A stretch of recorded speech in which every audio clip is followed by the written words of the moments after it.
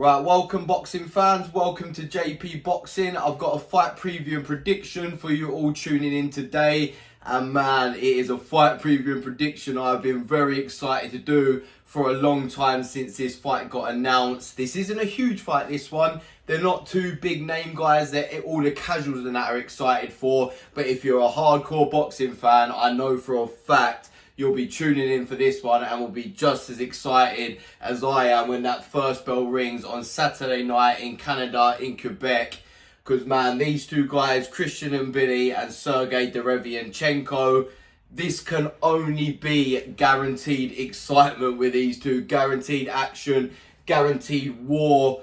The way their styles match up, I'm not even going to say this is a potential fight of the year. This is a potential fight of the decade, with what these two might produce in the ring on Saturday night. If you haven't watched them and you're wondering why I'm getting so gassed about these two fighters, I don't think any of them are going to be... Well, Sergiy himself is 39 years old now, coming towards the end of his career. And Mbilli might never be one of the most elite boxers on the planet. But what both of these guys do is fight every single round of every single fight like it is the last time they're ever fighting.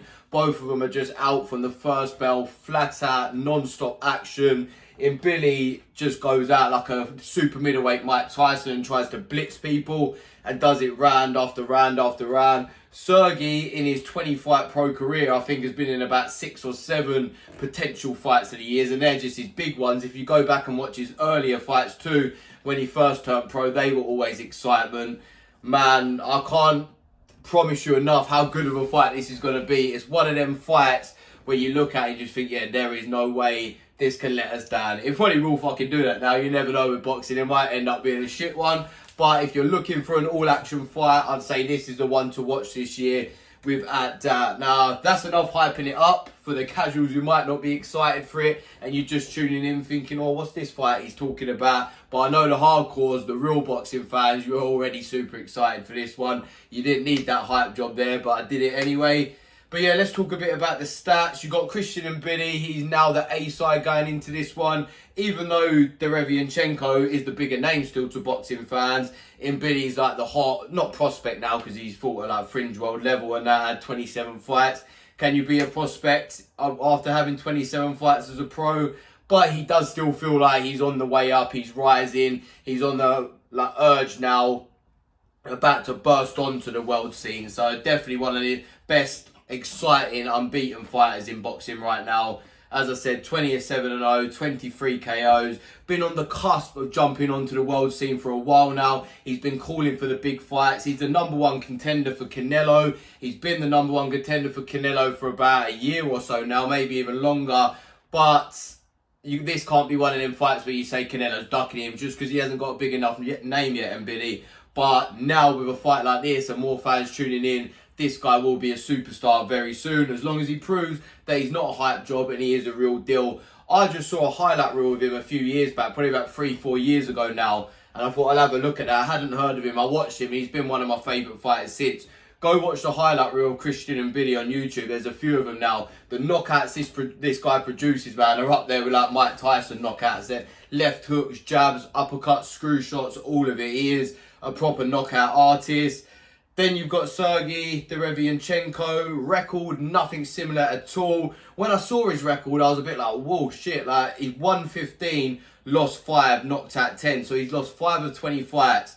But what people would tell you with Derevyanchenko, this is a guy who shows you how good he is in his losses. He turned pro very late, I think like early 30s, like 33, 34. So he had to jump straight in with the good guys. And he did that from like his 10th, 11th fight. His losses have come to Daniel Jacobs, Gennady Golovkin, Jamal Charlo, Carlos Adames and Jaime Munguia. 5 elite world-class fighters. And let me tell you, he pushed every single one of them super close. And a few of them, a lot of people believe, should have gone his way. I know the Jacobs one, a lot of people thought he won. The Golovkin one, a lot of people thought he won. Munguia recently, a lot of people thought he won that. I'm not going to tell you which ones he was robbed in or whatever, because they were all really close fights that could have gone either way. But let me tell you, they were all super close, proper competitive. As I said, potential fight of the year fights, all of them.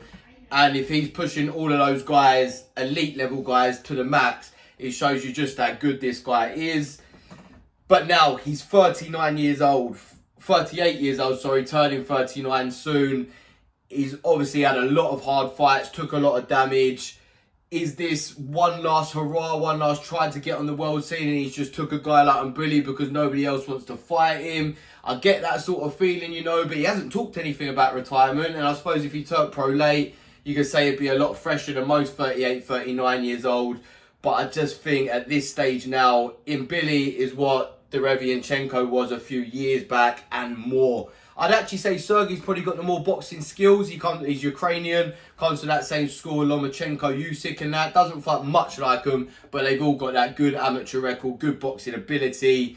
But Mbilli's just a fucking beast, man. I do think he's limited boxing-wise. I do think the likes of Canelo and Caleb Plant and Benavidez will be able to outbox him. But I think for someone like Sergiy Derevyanchenko at the age of 38, slowing down a lot, he'll be able to outbox him. He'll be able to land some big shots in the early rounds against Mbilli. But I just don't think he's going to be able to keep him off, man. And I think we might see, as sad as it is to say, because he's been one of my favourite fighters for a good 4 or so years now, we might see Sergey stopped in the ring and then maybe retire at the end of this fight and be like, mate, I gave it my best shot. I turned pro too late. He's probably one of the best fighters that have never become world champion, definitely of this era anyway. There's so many much worse world champions out there that have been world champ. Charles Martin at heavyweight, for example. Jack Kolkai, who Sergey actually beat, was a world champion, and he's much better than him. He's just been given really hard fights every time he's fought for the world title.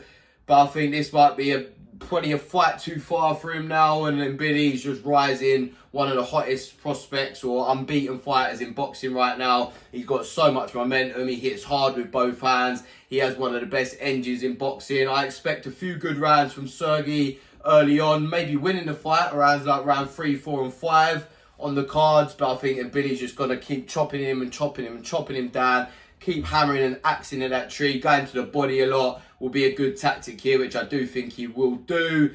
And yeah, I think he starts to put a bit of a beating on Sergey, who will keep swinging, who will give it everything he's got in them mid-rounds. But I think Mbilli just probably maybe even flattens him with like a devastating KO in like the 8th or 9th round, if I'm honest. But those 8 or 9 rounds that it lasts, I guarantee you will be pure excitement. Mbilli can get hit and tagged hard. We haven't properly seen him chin-checked against a very powerful puncher yet. Sergey isn't the hardest puncher, but he hits real good. He's definitely the classiest boxer, the best boxer that Mbilli's been in there with, so he'll be catching him with shots that other guys haven't. But I think if one guy's getting knocked out, it's Derevyanchenko. I think if it goes the distance, I think Mbilli will just outwork him too much in them later rounds, probably get a knockdown or two, and just swarm him in them later rounds to win it on points or by knockout. But I'll go with a knockout in the 8th or 9th round for my official prediction. Over to you guys now. Let me know how you think this fight's going to go. I'm sure you're all excited, so I don't need to ask you if you're excited for this one. Anyone picking Sergey for the upset? As I said, he's a better boxer, but I just think he's got too many miles on the clock in that short 20 pro fight career. It's mad to say a guy that's got 20 fights has got too many miles on the clock, but at the age of 38, almost 39, and having hard fight after hard fight for the last 4 or 5 years, and being on the wrong end of them, I think it's just too much. But he will go out swinging. He will go out giving us another great fight. And then Mbilli, after this, will be knocking on the door for people like Canelo, because he's got a big name win now. A lot riding on this one. It's going to be guaranteed action all throughout. The winner goes on to bigger and better things. The loser, it'll be a long road back. But that's what excites us about boxing, man. There's always so much on the line. And that's why guys like this fight their heart out every single time, because they haven't had any opportunities given to them, these two. So they're going to fight hard once again to get that big fight opportunity. Thank you for watching, people. And if you like my videos, please like and subscribe. There's plenty more to come. Talking boxing all day, every day, as always. Thank you.